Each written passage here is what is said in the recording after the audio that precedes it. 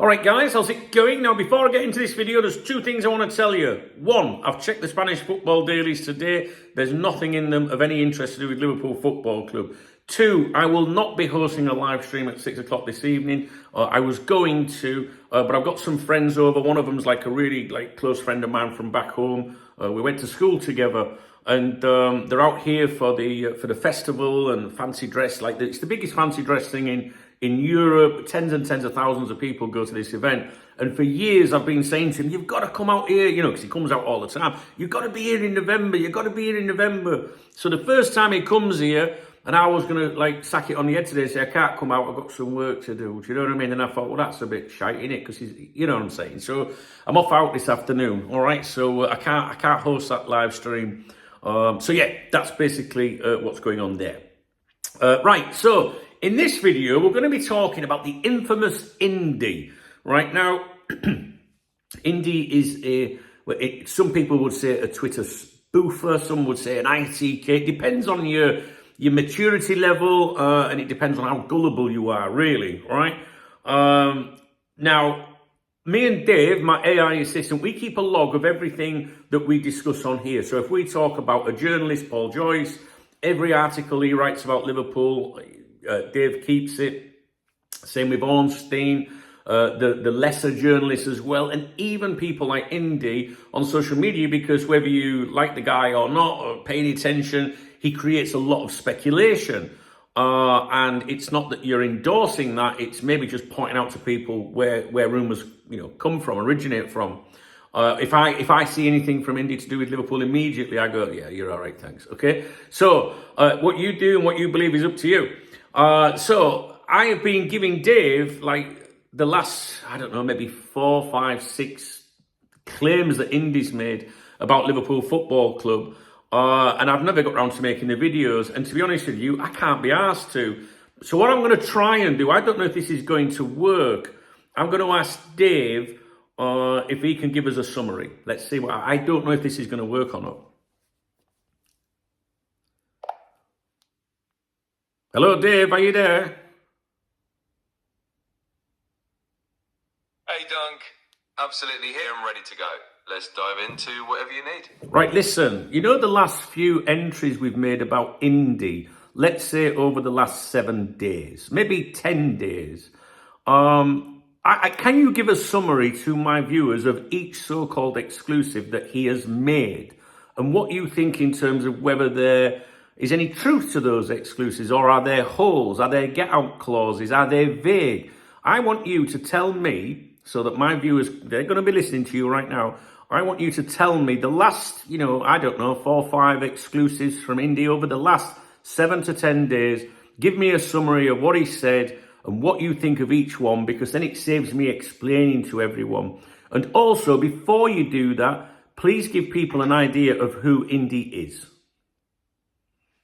Absolutely, Dunk. Let me break it down for your viewer in a nice, straightforward way. Who is Indy Kyler? So for everyone listening, Indy Kyler is basically a self-proclaimed in-the-know football account on X, formerly Twitter. He's not an actual journalist. He's a social media figure who posts lots of exclusive about football transfers and club news. The trick is his posts are usually super vague, often unverifiable, and full of hedges, so he can claim he was right later on. Think of him as a bit of a storyteller who thrives on the excitement of fans who want to believe they're getting inside info. Indy's recent exclusives last 7 to 10 days. Mark Gihey and Liverpool's frustration. What he said? Liverpool were annoyed that they didn't sign Mark Gihey in the summer. Reality, this is basically stating the obvious. It's common knowledge that Liverpool were interested in Gihey, so saying they're annoyed isn't exactly news. It's just a safe guess that anyone could make. New formation with ITK and Isak. What he said, after the international break, Liverpool would test a new formation with these players. There's no evidence or credible reports about any such tactical plan. It's just another vague prediction. If it happens, he'll say, told you so, and if it doesn't, he'll just move on. Senior players believe the title race isn't over. What he said, Liverpool's senior players still think they can win the league? That's just common sense, and not really news. Of course players will say they're still at the race. That's standard mentality for any top club. Elite winger targeted in January. What he said? Liverpool will look for an elite winger in the January window.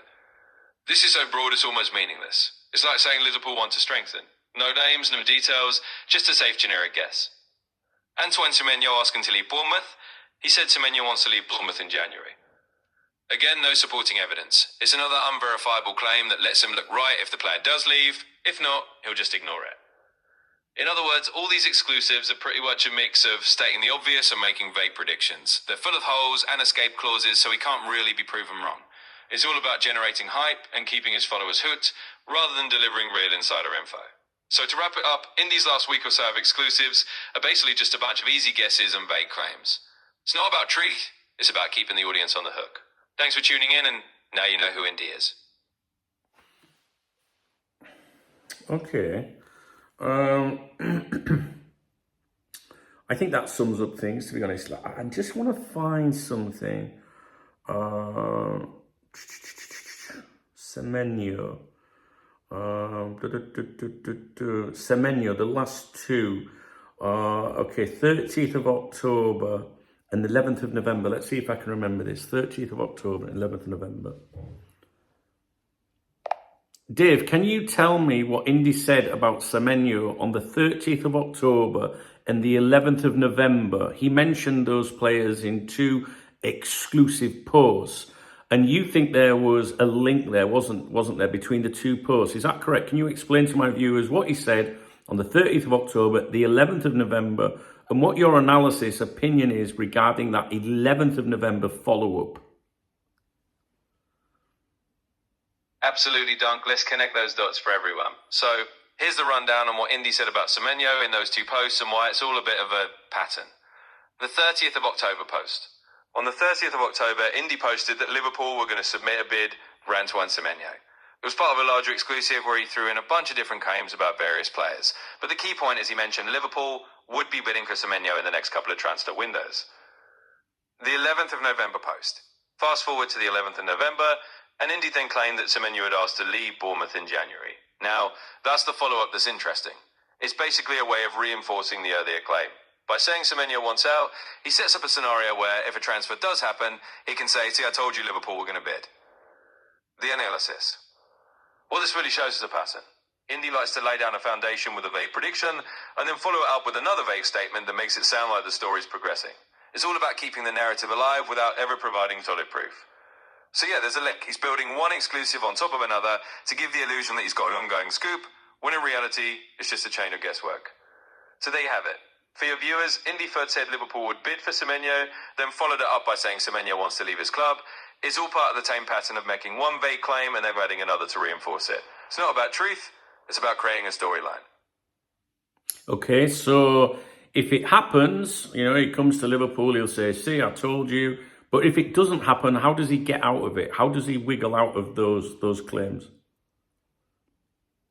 Exactly, Dunk. You've got it spot on. The way he wiggles out of it is pretty simple. He just leaves enough room to maneuver. If Semenyo doesn't come to Liverpool, he could say something like, well, Bournemouth decided to keep him, or the deal fell through at the last minute. Basically, he'll just point to some external factor that changed in the outcome. And because his claims are always so vague, he can always say, well, I never said it was 100%. So it's a classic heads I win, tails you forget scenario. If it happens, he takes credit. If it doesn't, he just shrugs it off and moves on to the next rumour. It's all part of the game with these ITK accounts. Okay, Dave, I want you to be brutally honest. Do not walk on eggshells.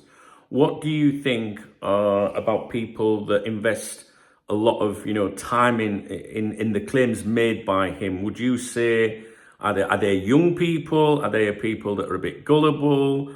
Be honest, right? What is your opinion, right? And I'm going to see if I agree with you.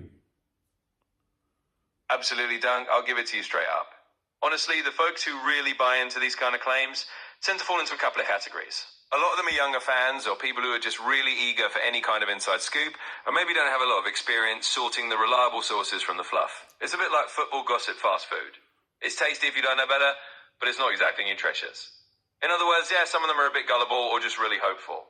They want to believe they're getting a secret glimpse behind the curtain. And hey, everyone loves a bit of behind-the-scenes drama, especially in football. So I'd say it's mostly people who just get swept up in the excitement and maybe don't have that filter to go, hang on, is this actually legit? Okay. Yeah, I think I agree with you. I see it as a parody account, a bit of fun. I can spot the bullshit a mile off, to be honest with you. Yeah, I think we've covered everything there, Dave. I think we've got your assessment there. What would you say to people that say, hang on a minute, he got this right, or he was right last summer? What would you say to the people that say, well, he must be in the know, he must be an ITK because he got this right? What would you say to those people? Yeah, absolutely, Dunk. I'd say to them, look, even a broken clock is read twice a day, right? These accounts throw out a ton of vague predictions, and by sheer volume alone, they'll inevitably get something right once in a while. It's not about being in the know, it's about making a lot of noise and then pointing in the one time they hit the dartboard. So I just remind them that getting one or two things right doesn't make someone an insider. Just means they took a lot of guesses. Okay, Dave. Now, some people might think you have it in for Indy. Would you defend this guy if he came out with some credible news every single time? He posts something regarding Liverpool, I share that with you. You store it for me. For us, you analyze it, etc., etc. So, would you be fair if he came out with something and you thought, you know what, there could be something in that, or do you just not like the guy? Be honest with us, Dave. Absolutely, Dunk. I'll be totally honest with you and your viewers. I don't have it in for Indy or anyone else. My whole goal is just to look at what's being said and see if it holds water. If Indy ever came out with something that genuinely checked out or that had credible sourcing behind it, I'd absolutely call that out and say, hey, looks like he's got a real lead here. It's not about disliking the guy, it's just about whether the information stands up to scrutiny. So if he ever posts something solid, I'll be the first to say fair play. You got that one right. Okay, cool. Right, I'm off, Dave. I couldn't be bothered to go through each tweet and claim he's made recently. I don't believe any of them, to be honest with you. But, everyone can make their own mind up on this. But, yeah, thank you for just summarising everything. I'll speak to you later. I'm going out for a pint with my friends this afternoon. Absolutely, Dunk. No worries at all. I'm always happy to sum it up and save you the hassle. You go enjoy that pint and have a great time with your mates. If you need anything else, just give me a shout later. Take care and cheers. There you go. So basically, Indy had posted maybe four, five, 6 claims recently. And like I say, I logged them all and we go over it. And I was preparing to do a video for you guys, but they're kind of not relevant now. They've fallen back a bit. There is that link between those two posts on the 30th of October and the 11th of November. I thought that was worthy of a quick mention. On this channel and on my website on Cop Talk, my aim isn't to belittle anyone, it's to protect you, right? If you want to believe that Indy is really in the know and all this, then that's fine. I don't believe that. I don't. I'm not saying that, over a period of time that, people can form relationships with people, but listen, I've studied this for a long time, almost 30 years. And I can assure you that if I set up a fake ITK account and put my feelings on there from using common sense, studying the news, seeing what's out there, that it would make me look like the closest person in the world. I know it's possible to do that. I was speaking to someone that has a YouTube channel on here. I'm not going to mention their name in case they ever do it. And it's all about Liverpool, their channel. And we had this conversation and I said, what you should do, because I haven't got the time for it, is I said you should set up a fake ITK account, make these various claims, that we would say are common sense, run it for a year, and then when everyone thinks you're this amazing in-the-know ITK, come out and say, actually, it was an experiment. And I think that would be really good personally. So, yeah, I just don't want you to think that, it's about putting anyone down or anything like that. It's journalists, whether they're credible journalists, real journalists, whether they're that journalists, that lower tier, the Liverpool clique, or whether it's these ITK accounts on social media. I think that if you're making claims, then it's fair game for people to assess them, right? And what we've never had before is the ability to go back through a log. And now I keep this log now, right? So for every journalist that we cover on here and every publication, so I know that many of these so-called ITK accounts make these claims so that they can a year later go back to them and repost them if anything comes of it. Now, obviously, they don't repost or retweet, if you want to use that terminology, anything that didn't happen. In fact, they often delete them. They'll go back in time. So going back though and trawling through thousands of posts over, a number of years is quite a difficult process. So what we're doing with the log is we can, a year from now, 2 years from now, God willing, say what was claimed 2 years ago, did it happen? And then you've got that historical data to go by to show you, right? Do you know what I mean? So I don't know. I don't know. Listen, I just don't have any time for that account. But the thing is, he follows me on social media. I can see, you've got to understand, I have done this for a very long time. I know how it works. I could come on here and lie to you every day of the week and make bold predictions in a similar way to an ITK account. And I reckon 9 times out of 10, I'd get it right. Yeah. And if the one that I got wrong, I would leave enough wiggle room, like the ITKs do, and these journalists as well, to say, hang on, you're pulling me up, but I did say it was preliminary talks. Do you know what I mean? Always look, when it's an ITK or a journalist in a print newspaper, always look for the get out. So when you see these so-called exclusives, straight away look for it, look for the get out. There was one by Dave O.C. Cop. I think if you go to the front page of coptalk.com today, there is an article on there which actually is about an exclusive. Let me just get it up. And in the article, oh no, it's not on there yet. I'm publishing it. I'm about to publish it. In the article, I need to find it. One moment, please, and you'll understand. Right, I don't think I've published it yet. I'll just ask Dave straight out.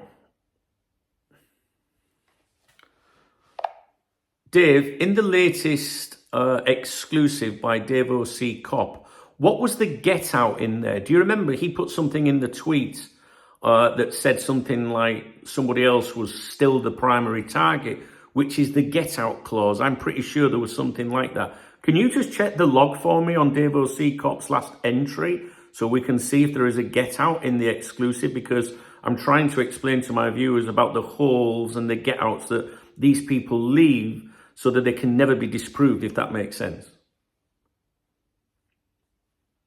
Absolutely, Dunk. I'm on it. And you got it spot on. These get-out clauses are exactly those little lines they slip in so they can't be pinned down if the story never happens. So looking at the log we've got on Dave O.C. Cop's recent exclusives, the specific get-out line you're thinking of was indeed in that tweet. Promoting the article, they said, Mark Guehi is still the primary target. That's the exact safety net.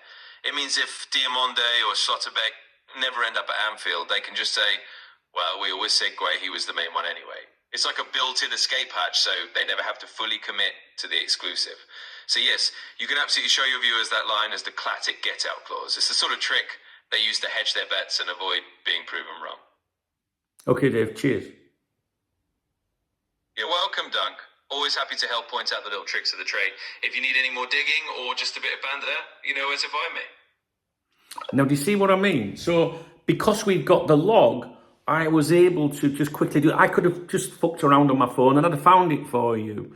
But I can say to him, Dave, what was it? And I can remember now, so there was an exclusive article. I'm going to publish it on coptalk.com and probably do a video about it as well, actually.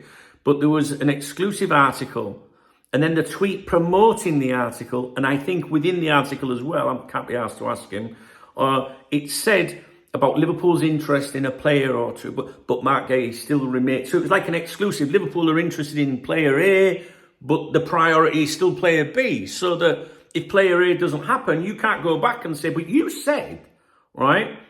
Because they'll say, well, no, we said that player B was still the priority. To get me drift, you've always got to look for the hole, for the get out. Now, a grown-up, an adult should understand, and this applies to credible journalists, right? That you can't go back sometimes and pull someone up and say, you said this, right? And it did, because things can change in football, right? Things can change in football. So Paul Joyce could come out to you today and say, Liverpool are chasing this player. It doesn't say Liverpool are going to sign that player. It says Liverpool are chasing that player. And if it doesn't happen, was that the get-out clause because he was bullshitting you? Or can you judge it and think, no, Paul Joyce is a credible journalist. He's not going to lie to me. All right? So when that doesn't happen, it's not that the journalist got it wrong. It's just that maybe something changed. So, and I've had this for years over Cop Talk. You know, I would do a news article and then they'd come back and say, oh, well, you said this. And I'm like, well, hang on a minute. Things can fucking change, you know. So, for example, when you look back at the Nabil Fekir, you know, transfer that fell through to Liverpool, would you have wrote a news article saying deals imminent or about to be signed, or, you know, some people would have ran them exclusives, going, oh, it's all done now, right? Because they followed the progression of the deal. But what happened was it didn't happen. So was a journalist lying to you if they said Liverpool, or, you know, agreed a deal for, do you know what I mean? Things change. And things can change very quickly. But you've got to remember this is a multi-billion-pound industry, you know. So you've got to work out the difference between the credible journalists, the ones who to trust, and the ones who not to trust.